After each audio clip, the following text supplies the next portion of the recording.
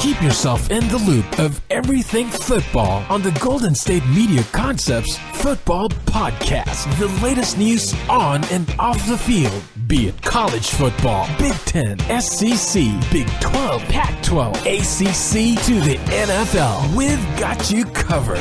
Listen to the Golden State Media Concepts Football Podcast.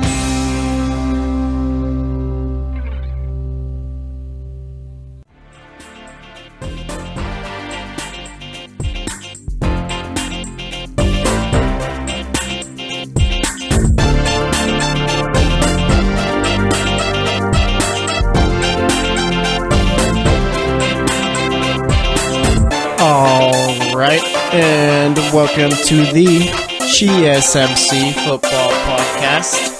This episode is brought to you by the GSMC Podcast Network. And as always, I am your host, Jesse Tapia.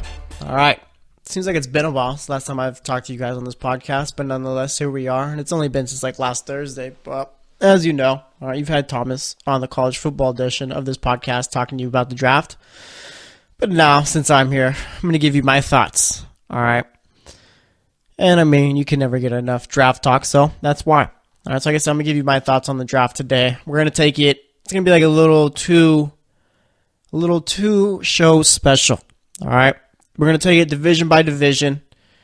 More so, with the first segment today, we're just going to spend the first segment on the Browns, okay? Because they made quite the splash, and I just want to talk about the Browns for the first segment, all right?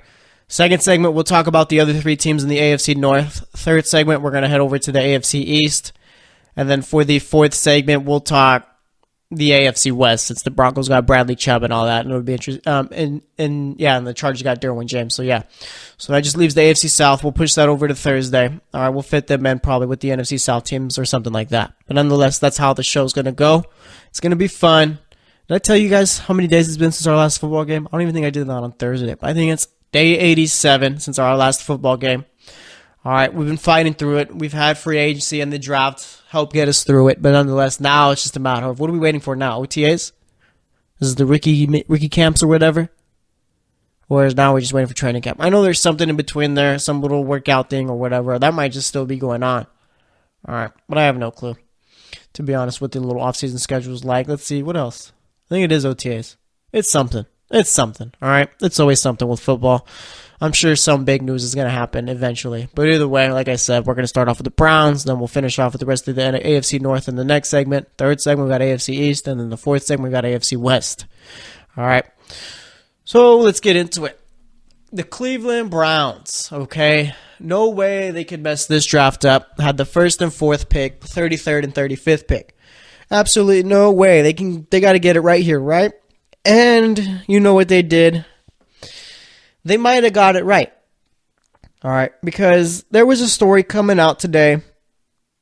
Pretty much, it was Baker Mayfield's agent coming out and saying that, I think his agent's name is Jack Mills. All right. Yeah. So Jack Mills, Baker Mayfield's agent, went out and said on a podcast, it was the Business of Sports with Andrew Brandt podcast. All right. Came out and said that if Cleveland didn't take Mayfield at number one, then, of course, the New England Patriots were considering trading up with the Giants to take him at number two. Okay? And with the Patriots, I mean, they did have the draft capital to trade up, make a move like that. You could have traded your 2 first-round picks, and I think they had like a couple, they had 1 second-round pick and then a couple other late-round picks or whatever that they could have used. But nonetheless, it looked like the Patriots were looking to trade up. Okay. And, I mean, with Baker Mayfield, like, my thing with him is he's a hit-or-miss quarterback, okay? He's not a guy where it's like, you know what, he could be good, but we need to sit him a year and develop him a bit, and then we'll see what we got there. All right, or anything like that. I figure that Baker Mayfield is this year's Deshaun Watson. And before you jump on me and yell at me and all that and turn it off, listen. Okay, I'm not saying that Baker Mayfield has the ability of a Deshaun Watson or anything like that. I'm not saying he's going to be as good as Deshaun Watson in his rookie year. But what I will say is this. Deshaun Watson, okay, was one of those quarterbacks where it's like a year of development isn't going to help or hurt him. Okay, it's just pretty much you throw him out there, and you're going to see whether or not you have your franchise quarterback. Okay? And the Texans, for whatever reason it was, decided to start Tom Savage week 1 instead of Deshaun Watson. Either way, though, Savage was terrible enough to where they end up bringing out Watson for the second game. And from the start, we knew, Texans knew, yeah, we got our guy. Okay? And I think that's what the case is here with Mayfield. I think that's why so many teams were thinking of taking him, okay? Because it's not just the Patriots trying to trade up at number 2 or anything like that. It's also with the agent saying that he was under the impression the Jets would have took him if he was there. Pretty much had the whole, if you're there, you're our guy type of thing. All right? I know the Miami Dolphins were in love with him, wanted to take him at number 11 if they could, or even possibly trade up for him if he fell. Okay? And it's just the consensus around the league after the draft pretty much seems like Baker Mayfield was the overall number 1 quarterback in the draft. All right? And, I mean, we had Mel Kiper telling us all year long, or all draft season long pretty much, oh, yeah, no. Josh Allen's the guy. Josh Allen, number 1. Josh Allen this, okay? And Mel Kiper, I mean, I saw a stat saying that, like, since 2008, I think it is, well, for the last 8 years, I know the stat had some 8 in it, I can't remember because I saw it, like, last week or whatever, but nonetheless, Mel Kiper has gotten the last 8 first round or number 1 overall picks right, or he's got every number 1 overall pick right since 2008. Either one, it's one of those. I know that for sure. Okay. And one thing I noticed, the reason why he keeps getting these number 1 overall picks right is because of the fact that he'll throw a mock draft down the day of the draft. Okay, because if you remember, like I said, all draft season long, he had Allen as the guy going number 1 to the Browns. All right, he was really pushing that Josh Allen hype train too. I mean, I guess Josh Allen for him is the number 1 quarterback in the draft, so he better hope that Josh Allen's the number 1 quarterback in the draft. But either way, Kiper comes out with a mock draft after all the reports of, yeah, Mayfield's going number 1. Then Kiper decides to come out with a mock draft. Oh, here's my last mock draft, my final, most important mock draft. And yeah, I got Mayfield going number 1 now too. That's why he gets every number 1 pick right, because, I mean, it gets leaked, and then he decides to change it up. And again, I'm not like trying to bash Mel Kiper or anything like that. You could either love him or hate him, or just not think he's very good at the whole little draft thing. I'll save my opinions to myself, but I don't know. It's just kind of funny for me to see that, for him to pretty much release the mock draft the day of. All right, but either way, like I said, Mayfield goes number 1, and with the Browns, it's a matter of, I mean, they better hope they got this one right. All right, because if not, I mean, will they ever? Honestly. All right, you've gone through Tim Couch, Ken Dorsey, Johnny Manziel, Deshaun Kaiser, Colt McCoy, Kevin Hogan, Cody Kessler, Jeff Garcia. And Jeff Garcia, when he was there, was like, that was after San Francisco, so I can't really put that on them. But nonetheless, you get the point. They've gone through a lot of quarterbacks. And, I mean, the worst one's got to be Brandon Weeden. Who in their right mind, honestly, would take a 28-year-old quarterback in the first round? Think about it. Just think about it. I could care less what Brandon Weeden did at Oklahoma State. Okay? They took a 28-year-old person with their number 1 pick. And that's ridiculous. But nonetheless, I mean, they're going, Baker Mayfield's their guy. All right? The safer pick would have been Sam Darnold. Because if Mayfield doesn't work out, oh boy, oh boy.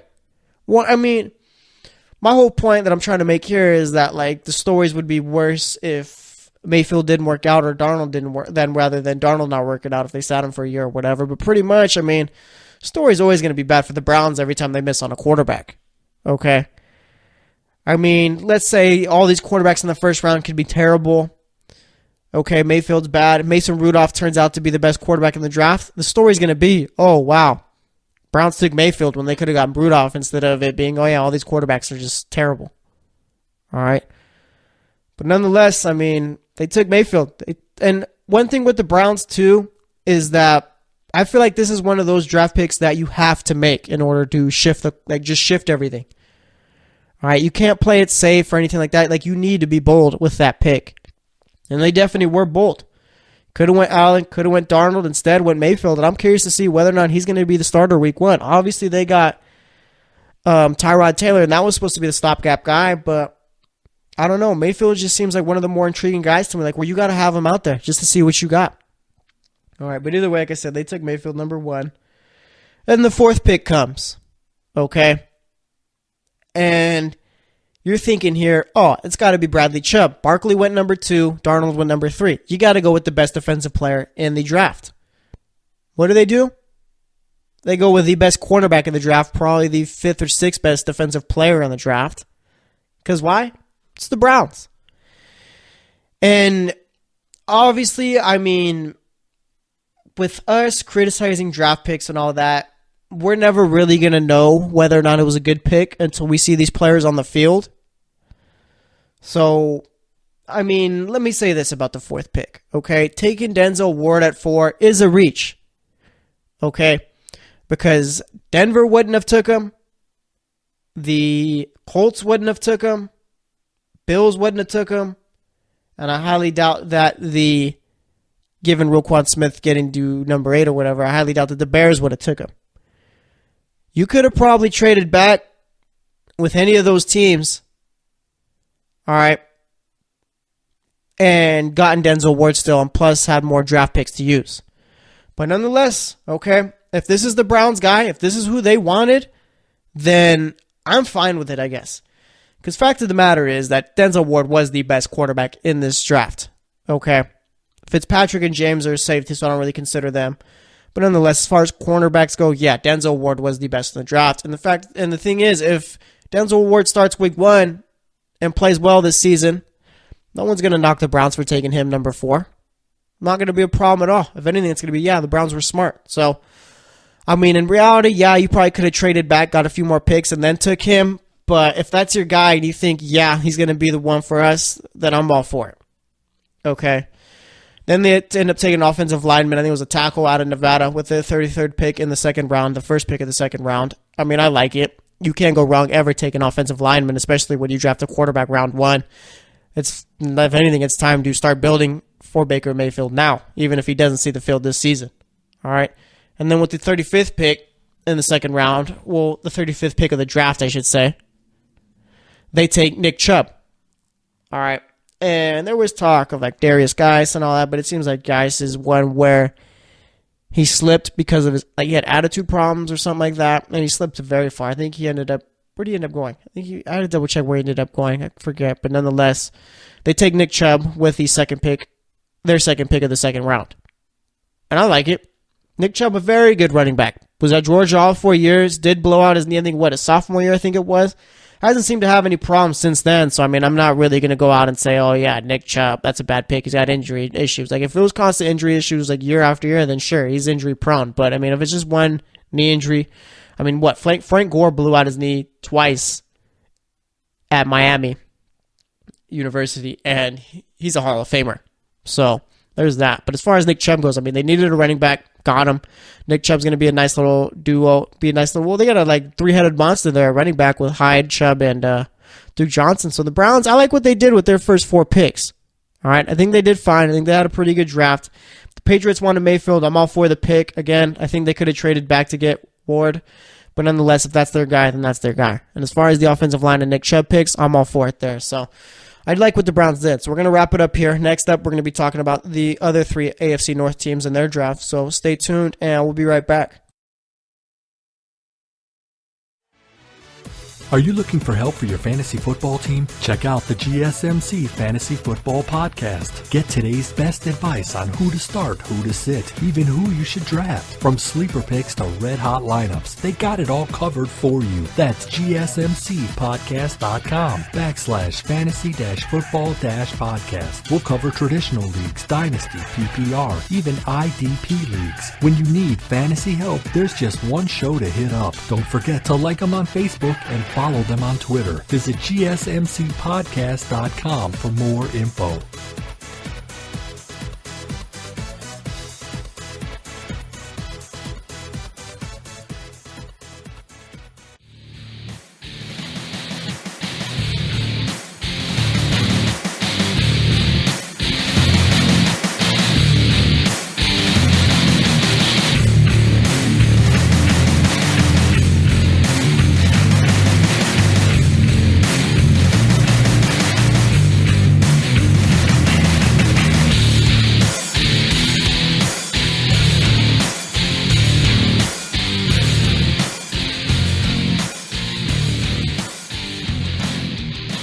All right, and welcome back to the GSMC Football Podcast.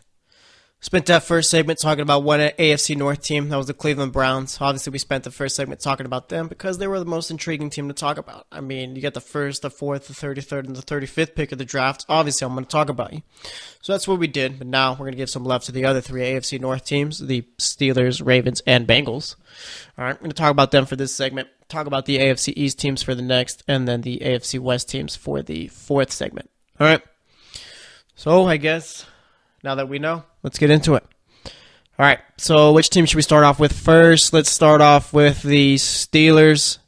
Then we'll go Bengals. Then we'll go with the Ravens. All right. I'm going to make you guys wait because I know that the Ravens, if anything, probably have the most notes and storylines to talk about since they took a certain quarterback with the final pick of the first round. So we'll wait to talk about them.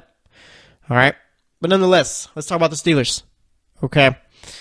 Last season, we saw, oh, wow, Pittsburgh. They got a very good offense. Probably the best offense in the league. And you should when you've got the best running back in the league and the best player in the NFL.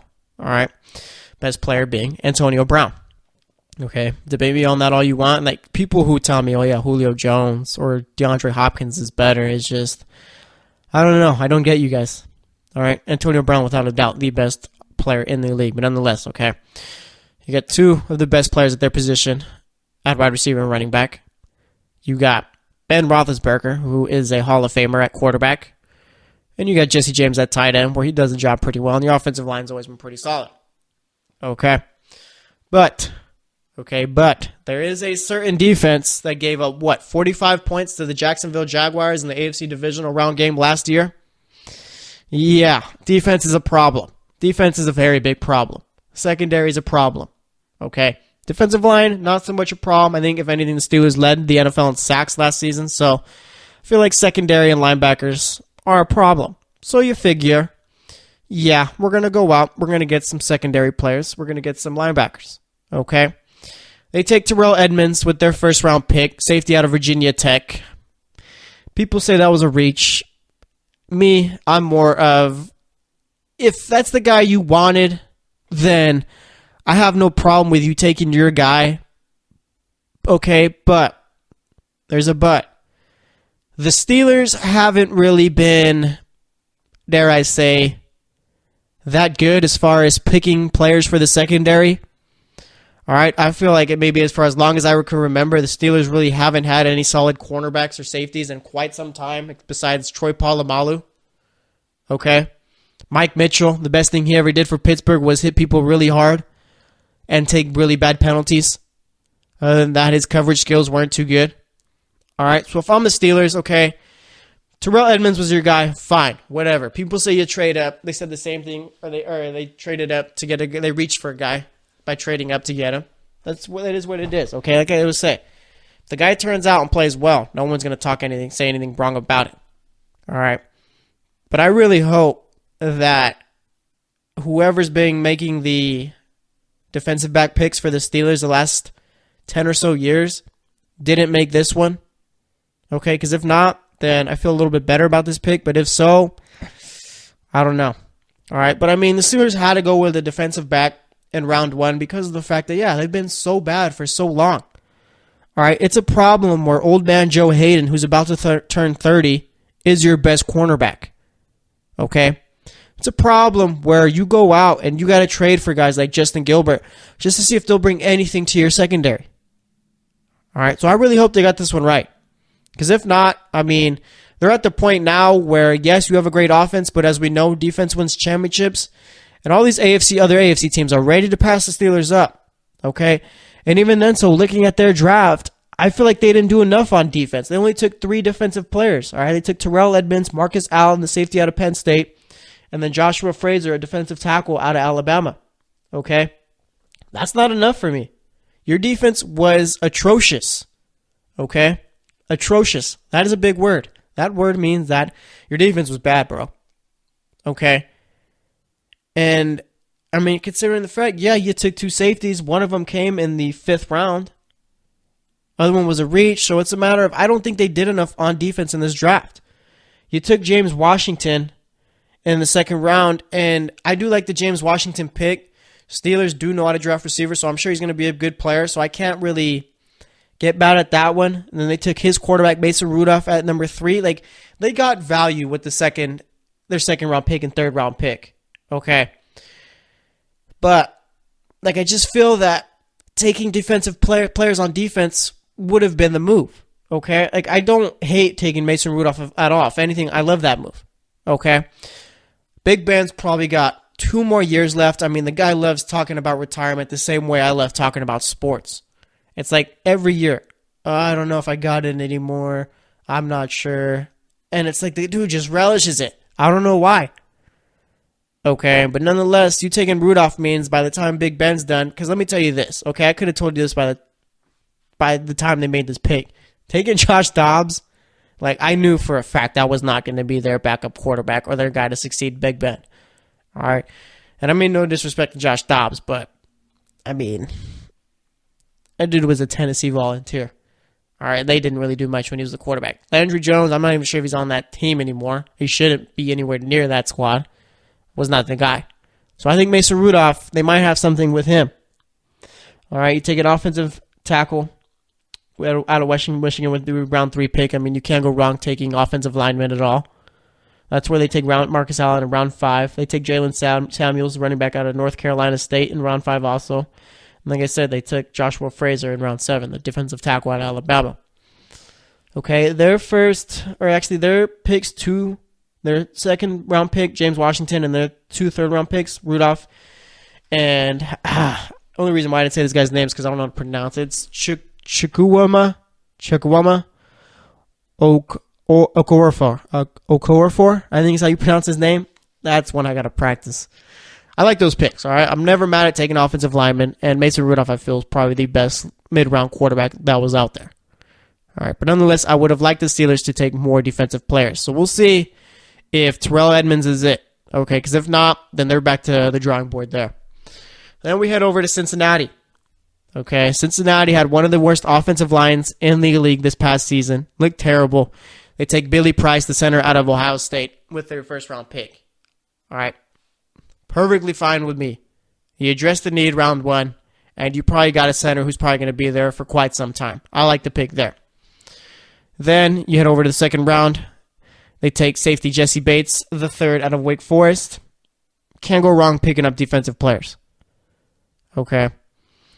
And as far as the secondary position for the Bengals, I mean, they took William Jackson last year at cornerback. He turned out to be a very good player. All right. Their backup, Josh Shaw, he's going to be a free agent this upcoming year. And obviously you have a need there. So take in Jesse Bates. No problem with that at all. All right. Then they take Sam Hubbard, the defensive end out of Ohio State. That's a pick. I do like Malik Jefferson, taking a linebacker out of Texas with that third-round pick. I mean, Vontaze Burfict is a guy who you can't really tell. Either he's going to get suspended one day or he's just going to get ejected for one game. So bringing in Malik Jefferson kind of brings in an assurance for Vontaze Burfict. But one pick I do like that they made came in the 4th round, and that's Mark Walton, the running back out of Miami. All right, Joe Mixon obviously is going to be the starting running back for that team, but Mark Walton is going to be a nice little change of pace type of back for Cincinnati. I think he's going to be a solid player for them. So I do like what Cincinnati did. It's just a matter of if Marvin Lewis can get a hold of this team. Okay. They have a solid team. It's just a matter of whether or not they want to play for Marvin Lewis. Had a whole bunch of draft picks this year. Let's see how they all turn out. But like I said, I mean, they already got a solid squad. It's not talent. It's just a matter of how well coached they are. So we'll see. But either way, there's that. And then for the Ravens, okay, they take Hayden Hurst with their first pick of round 1 at number 25. I mean, Hayden Hurst was one of the top 3 tight ends in this draft, so taking him I have no problem with whatsoever. I would have liked to see them take a wide receiver, and I think the Panthers picked right before them at 24, and the Panthers took DJ Moore, so that's probably why the Ravens didn't go receiver, so I'm not mad at taking Hayden Hurst. But then with the 32nd pick of round 1, okay, the Ravens trade up with Philly, and they take Lamar Jackson. I love it. I love this pick. Okay, Lamar Jackson is one of the best quarterbacks in this draft. All right, there. I said it. and I have no problem saying it. All right. The Ravens taking Lamar Jackson means Joe Flacco's time, unless the dude comes out and pretty much leads them to a Super Bowl, is all but over. This is the last year they got to pay him all that guaranteed money. Okay. And now it makes sense why they brought in Robert Griffin III to be the backup. Flacco doesn't work out. You don't got to go to Jackson. You go to Griffin. Okay. They're going to build an offense that fits Jackson's ability. So why not go out and get the backup quarterback to be a guy who plays just like Jackson? I like it. All right. I think Jackson's going to be a very good quarterback. And I think next year, when he most likely will be the starting quarterback for this team, is going to work out well. The Ravens, Lamar Jackson needed to go to a well-run organization, an organization where they know what they're doing and they have a plan, and that's exactly what happened. He went to the Ravens. And I think this gives John Harbaugh a little bit more breathing room as far as job security. All right, because I remember last season, I talked about it after the season, but if that makes any sense. So we did a podcast after the season or whatever, and we talked about the fact that the Ravens owner was, at least it did cross his mind as far as whether or not he'd fire John Harbaugh because they missed out on the playoffs. All right, so obviously Harbaugh's job wasn't exactly on the line, but nonetheless, it was in question. So you take a quarterback round one, that buys you another year or two. All right, like I said, with Jackson, I mean, it's just a matter of Baltimore's never really had a team that had big play receivers. They're more short runner type guys, Michael Crabtree, Willie Snead. That's going to be perfect for Lamar Jackson. I really like this pick, and I think he's going to turn out to be a great quarterback. All right. So, and they took Orlando Brown. He had a terrible combine, so it's pretty much a matter of maybe a combine, you can't look too much into it, and he's going to play a good player, or maybe you should have looked a lot into the combine and figured Brown's not going to be a good tackle. So we'll see there. Like I said, Lamar Jackson was definitely the best pick. Hayden Hurst. No, I like the Jackson pick a whole lot. I think he's going to be a very good quarterback for the Ravens, so we'll see. But either way, we're going to wrap it up here. Next up, we're going to head over to the AFC East. Going to talk about those teams' drafts, and then for the fourth segment, like I said, we're going to talk AFC West. So stay tuned, and we'll be right back. Check out the show that's built on the MMA, from the UFC to extreme cage fighting. They got the fights covered. Check out the GSMC MMA podcast. Get the latest news on past or upcoming fights. Join us as we talk to and about some of the biggest names in the MMA, past, present, and future. When it's the fight game, there's just one show to check out. GSMCpodcast.com/MMA-podcast. Don't forget to like them on Facebook and follow them on Twitter. Visit GSMCpodcast.com for more info.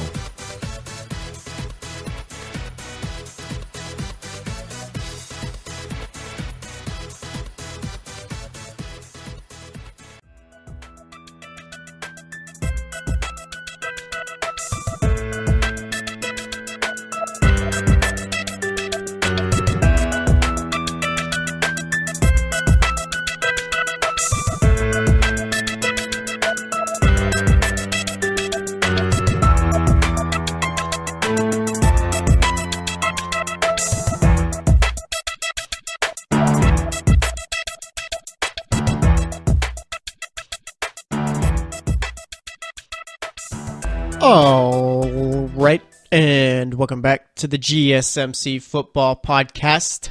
So far, we've just talked about the AFC North teams. We spent the first segment talking just solely on the Cleveland Browns.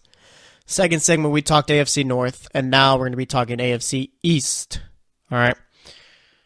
And, I mean, we got two new quarterbacks in that division. These are going to be the guys who beat Brady, huh? Yeah? Sam Darnold and Josh Allen. These are going to be the guys who are going to take over. All right, so let's talk about Sam Darnold and the Jets draft first. All right, so they take Darnold to number 1, and I'm sure I don't know. They traded up for the number 3 pick. All right, traded up with the Colts, and I figure that they traded up because, I mean, now it seems they wanted to take Mayfield. Mayfield was their guy. Okay, but I'm not too sure that, like, I'm sure they figured, like, what I'm trying to get at here is, okay, is like, yeah, they trade up for the 3rd pick. Okay, Mayfield's agent came out and said that pretty much after leaving the Jets facility, they felt like if he was there, he'd be going to the Jets. But did the Jets have it in mind that Sam Darnold wasn't going to be taken with the number 1 pick? Okay, because on most draft boards that I saw, Sam Darnold was the number 1 quarterback in the draft. So maybe it's just a matter of, yeah, the Jets wanted Mayfield, but that's because maybe they thought they couldn't get Darnold. It's possible. All right, but either way, arguably the number 1 quarterback in the draft slips up to number 3, and the Jets get him. All right? I'm not sure if they thought that was going to happen. I'm not sure if they just wanted Mayfield, but either way, they got a solid quarterback, I think. All right, but I do, like with Darnold, I think he has very raw talent, and I do think that he probably needs a year to develop it a bit. But I also do see him as like a Jameis Winston type, where you're going to see ability, but you're also going to see bad turnovers, and probably a quarterback who does need to sit for that first year. Okay, I think coming out of college, like my opinion, coming out of college, Winston was a far better quarterback prospect. Like if you put Winston in this draft, he's going number 1, no doubt in my mind. And again, I'm not talking about the NFL quarterback Jameis Winston. I'm talking about Florida State quarterback Jameis Winston. Again, it's the same player, but obviously one got better. Okay, and that's like my comparison for Sam Darnold is Jameis Winston. Both got great arms.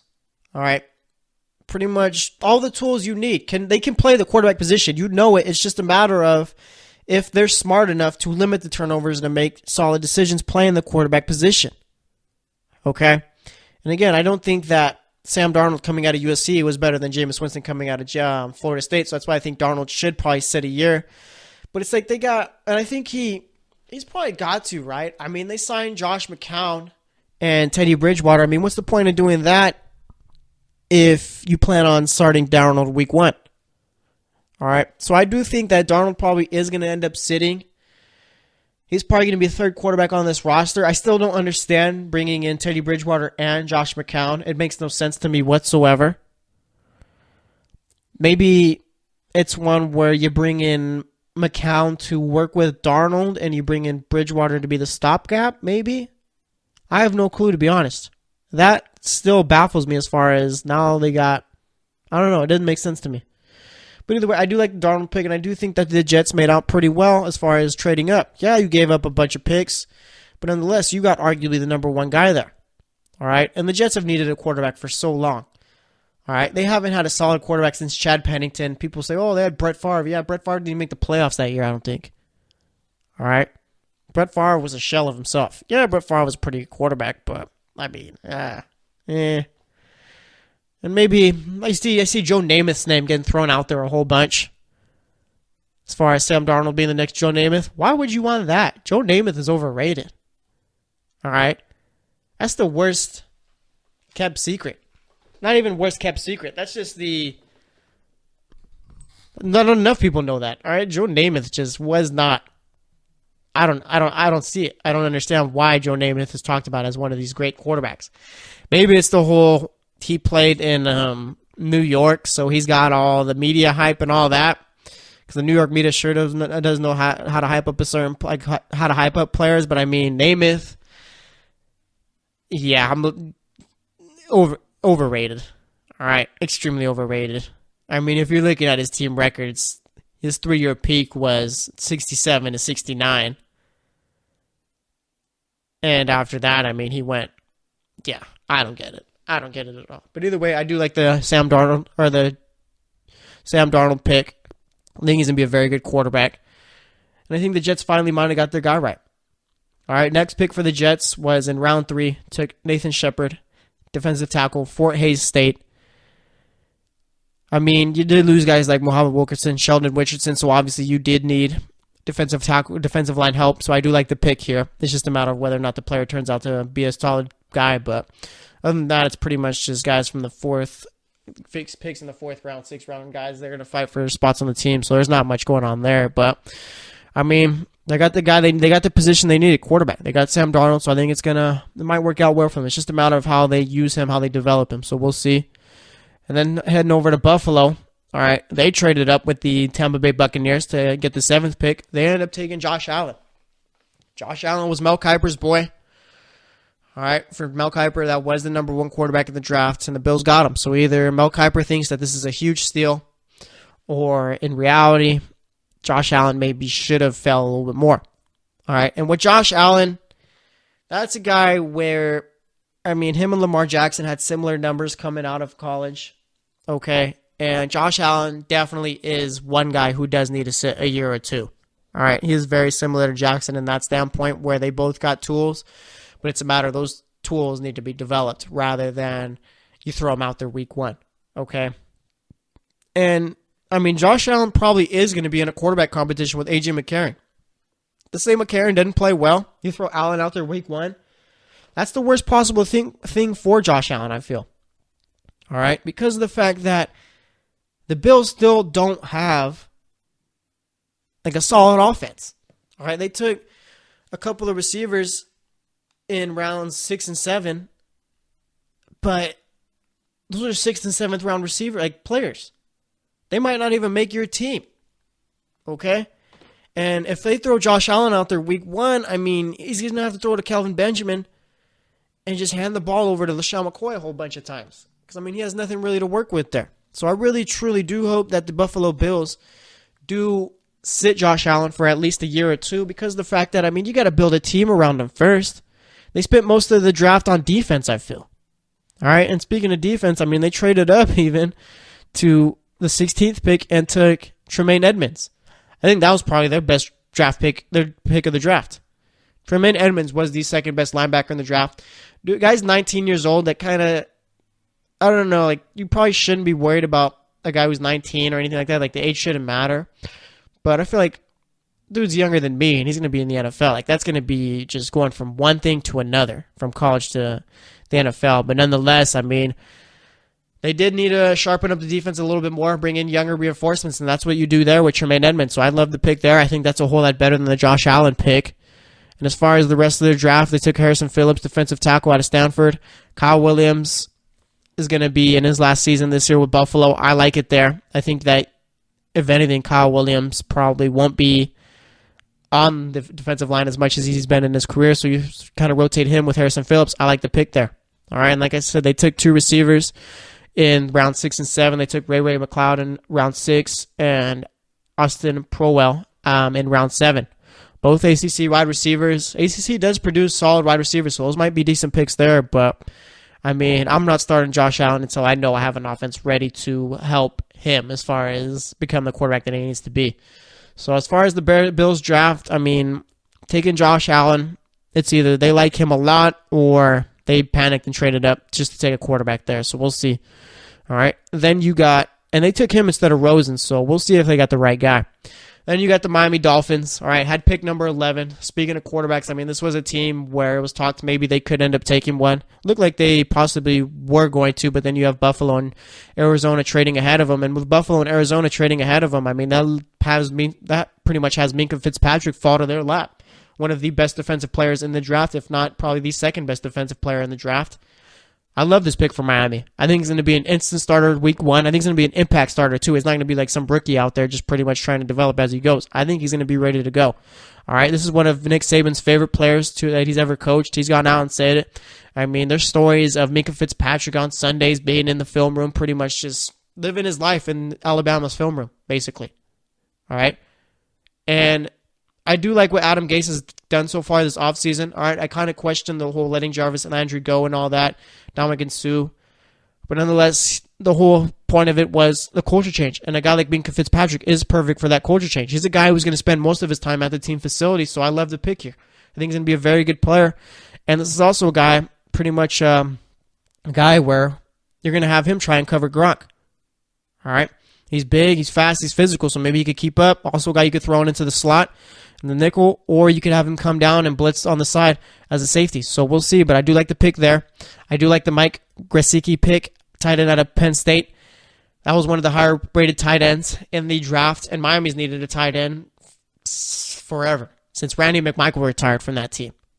All right, since he left that team, I should say. I don't think he retired from Miami, or with Miami, but nonetheless, that's probably going to be their stat. That's going to be their starting tight end week 1. So we'll see what he could do with Ryan Tannehill there. Ryan Tannehill is needing a tight end since Charles Clay left. They take Jerome Baker, the outside linebacker from Ohio State, in round 3. I like the pick there. He's a bit raw with his play, so he probably doesn't need to develop a bit, but he is a fast linebacker. And, I mean, Kiko Alonso was probably one of the slowest linebackers in the league, so that's a little upgrade there. So I do like the pick there. And then let's see, they took another tight end out of Notre Dame, Durham Smith, supposed to be one of those guys who's just great as a blocker, so, I mean, you can't really go wrong there. It took Kalen Ballage, running back out of Arizona State, had one of his best years at Arizona State this past season. That's going to be the third running back with Frank Gore and Kenyon Drake, so we'll see what he can do. And then they ended up taking a kicker with round 7. Jason Sanders, kicker out of New Mexico, probably going to end up bringing an undrafted guy, maybe a veteran to compete with him, so we'll see there. But I do like Miami's draft here. All right, and then you got the New England Patriots. Took Isaiah Wynn with the first pick, number 23 pick of the first round. Going to play guard. That's what they needed. They needed offensive line help, and taking Isaiah Wynn out of Georgia, I like the pick. They feel the need there. Okay. Then the pick, I'm not a Patriots fan, so this one hurt me a bit. They took Sony Michel with the 31st pick in the first round. That guy's going to be a monster for the Patriots. All right. Sony Michel is probably one of the best running back one of the best running backs in this draft class. Dude's quick. His vision is just ridiculous. I mean, he's probably going to be the best running back in New England this season. So I love that pick. They took Duke Dawson, Florida, a cornerback out of Florida. Nice little replacement for Malcolm Butler, so we'll see what they do there. But I do like my favorite pick with New England is the Sony Michel pick. He's going to be their starter week 1, I feel. So we'll see what ends up going down there. But I think I like Miami and New England's drafts a whole lot better than New York's and Buffalo's. All right, if anything, I think Buffalo probably had the third best draft. New York did get Sam Darnold, but when you get Tremaine Edmonds also in the first round with Buffalo, I mean, that's going to help even more. So I say I probably like Miami's draft the best. I'll go with New England's number 2, then Buffalo's number 3, and New York's number 4. So, I mean, you can't go wrong there, but we're going to wrap it up here. Next up, we're going to be talking about the AFC West teams, so stay tuned, and we'll be right back. Check out the show built around the women of MMA. From the UFC to the extreme cage fighting, we got the fights covered. Listen. It's the Golden State Media Concepts Women's MMA Podcast. The latest news of upcoming fights, discussions of previous matches. Join us as we talk to and about the biggest names in women's mixed martial arts, past, present, and future. When it's the women's fight game, you know where to listen to. The Golden State Media Concepts Women's MMA Podcast.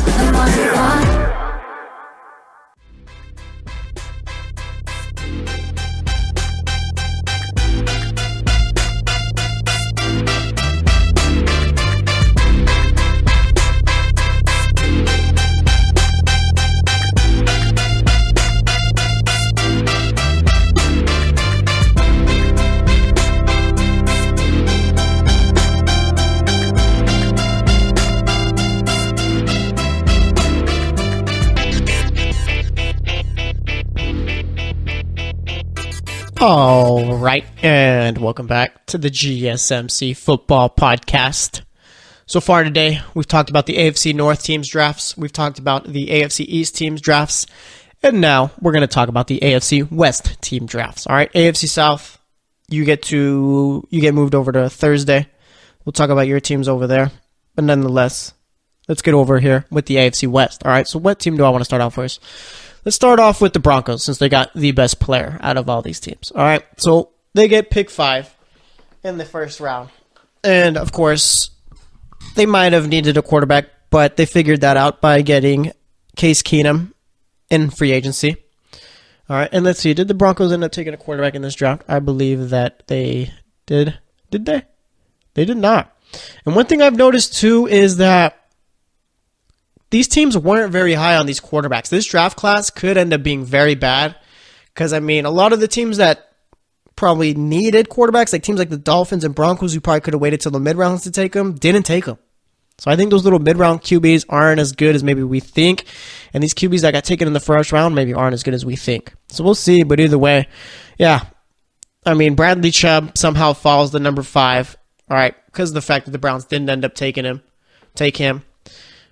The Giants passed on him, and the Jets took a quarterback. So, yeah, the Broncos get lucky getting him at number 5. I mean, him and Von Miller is going to be a very disgusting D-end pair. All right, I mean, just imagine you look to your left, you got Bradley Chubb. You look to your right, you got Von Miller. Like, how do you expect to stop that? All right, so the Broncos definitely upgraded their defense a bit. Not even a bit, a bunch. All right, I love the Cortland Sutton pick, wide receiver at SMU. That's going to give a nice little, pretty much, receiver for Case Keenum. And we saw with the Vikings, I mean, Case Keenum's going to need a nice little solid offensive round in order for him to be at his best. And I mean, now you're going to have two SMU receivers in Emmanuel Sanders and Cortland Sutton. And you still got Demaryius Thomas, who's still producing at a pretty nice, decent rate. So I like that. And then I like Royce Freeman, the running back out of Oregon. Now you got Devontae Booker and Royce Freeman as your top two running backs. I think it's going to be a solid little pickup there. All right, you take Isaac Yiadom, the cornerback out of Boston College. And that's one of those where it's either it's going to work or it just simply won't type of picks. I mean, I don't know. He's going to be there for a while as far as developing and all that. Deshaun Hamilton, they took another receiver out of from Penn State in the 4th round. And then they only took, they only took one offensive lineman in the 6th round, Sam Jones, offensive lineman out of Arizona State. You would have liked them to take probably a couple more offensive linemen in this draft, but nonetheless, they figured going with the skill positions more so there. All right, so as far as the Bradley Chubb pick, I think it's the perfect pick for them. All right, the Broncos defense, that's pretty much been their thing the last few years. I mean, last year they were terrible, but I mean, as far as the years that they were good, defense has always been something that they needed to build up. And I think that's what they did here, taking Bradley Chubb with the first pick in the draft. I think he's going to be in the running for Defensive Rookie of the Year this season. And as far as Sutton and Royce Freeman go, I think those are perfect picks there. I see nothing wrong with him. I like what the Broncos did in this draft. All right, got the picks that they needed, except for offensive line, like I said. But nonetheless, I mean, I do like what they did here. So I like their draft. All right. Then there's the Oakland Raiders. We're going to go from one good to one bad. All right. The Raiders, obviously, their defense last year was brutal. Okay, terrible is one way to put it. And they addressed it in this draft, but I feel that taking an offensive lineman in the 1st round hurts. Okay, you could have taken Derwin James, who I feel would have been a bigger help to that team rather than Colton Miller, the offensive tackle out of UCLA. All right. I mean, I don't... If Colton Miller works out, then it's great, but it's like you could have got Derwin James with the 15th pick, and you could have just stayed at number 10 and took Minkah Fitzpatrick. I don't understand taking an offensive tackle in the 1st round when your biggest need is a player in the secondary. Okay? And like I said, if Miller works out, then he works out, and there's no problem, but it's just a matter of you had bigger needs there. All right, and they take P.J. Hall, defensive tackle out of Sam Houston State. I mean, again, yeah, you addressed the defensive line, but you still needed reinforcements at the secondary spot and at linebacker. All right, and I still think they could have gotten a Josh Jackson at that spot unless the Packers swooped him up right before. I have to double check where they were picking. But nonetheless, I mean, there were still other cornerbacks that you could have taken. You go with another offensive lineman in round 3. I mean, they should have spent their first 3 draft picks on defense. And I don't know. I didn't understand what they were doing. Then you take Arden Key in the 3rd round with pick number 23 of the 3rd round. I do like that pick. I think he's going to be a solid player for them. Still no secondary help, though. Then they end up taking their first secondary player, Nick Nelson, cornerback out of Wisconsin in the 4th round. I mean, I'm not sure that's going to be a day 1 starter there. You take Mo Hurst, defensive tackle out of Michigan. I think that's going to be an instant impact type player right there. I mean, he has a heart condition, so we'll see if that's going to affect him big time, but I'm not really sure there. They take Azim Victor, linebacker out of Washington in the 6th round. I think he's going to be a nice little player for them. All right, I watched him a couple times at Washington. He's a bigger guy. It's just a matter of him staying disciplined on the defensive side of the ball, meaning, I mean, pretty much just staying with his assignment and all that, not getting too out there, you know. And then they took a wide receiver with their 7th round pick. I don't like this Raiders draft. I feel like they should have spent a whole lot of it on the defensive back position. All right, corner and safety. They chose to take one player there, and it's just a matter of, I mean, either they really like the guys that they got, and it's just they need a little bit more time to develop, or John Gruden is just a crazy person. All right, so I don't really like the Raiders draft too much. As far as the Chiefs, they didn't have a 1st round pick. Spent their first pick of the draft in the 2nd round on Breeland Speaks, defensive end out of Ole Miss. Chiefs needed defensive line help. Defensive line's getting older. Chiefs spent their first pick on a defensive lineman. You see how that works, Oakland? Okay, there was probably other players better there, but nonetheless, they got the guy that they needed out of true need. All right? I don't know. Oakland just baffled me there. Then their other third-round pick. Look at their first 2 picks, Kansas City's, were on defensive linemen. Okay? Their second pick of the draft, they take Derek Nady, defensive tackle out of Florida State. I mean, the Chiefs get it. The Chiefs get it. Okay? We need defensive linemen. Let's take defensive linemen. With Oakland, we need a cornerback, a safety. Let's only take one in the draft. I mean, it's just ridiculous. All right?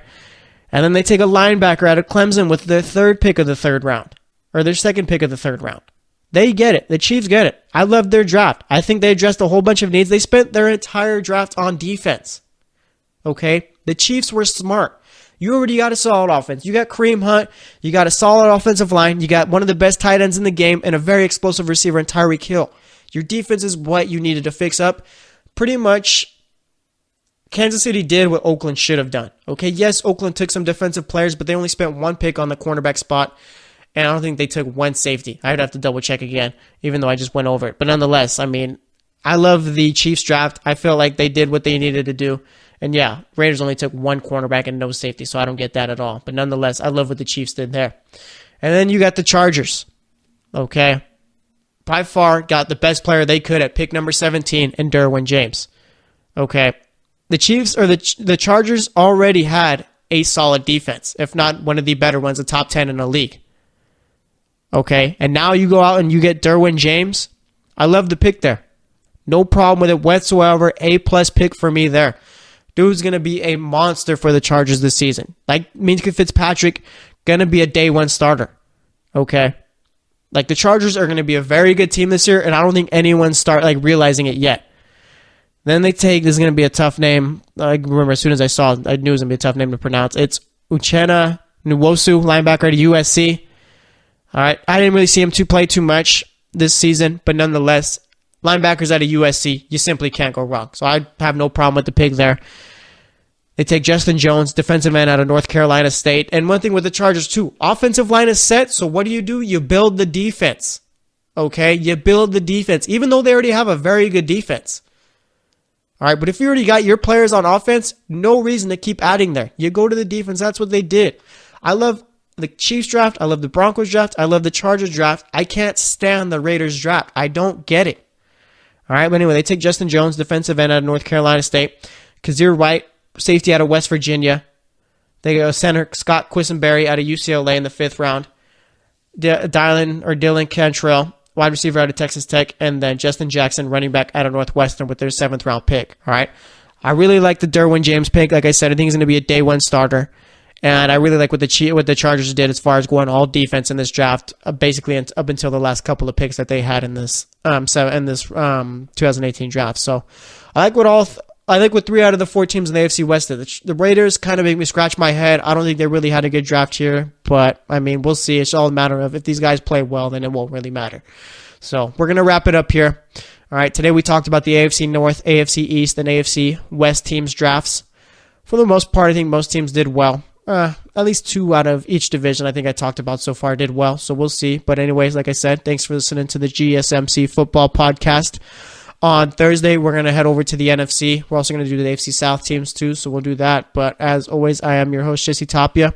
We'll be back on Thursday, like I said, so stay tuned, and we'll talk to you later.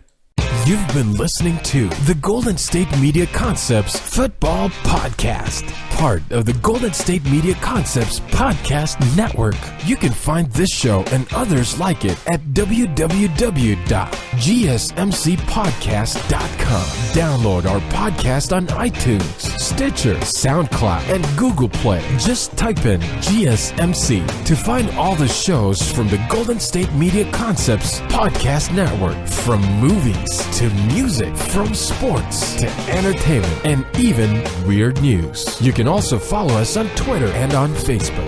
Thank you, and we hope you have enjoyed today's program.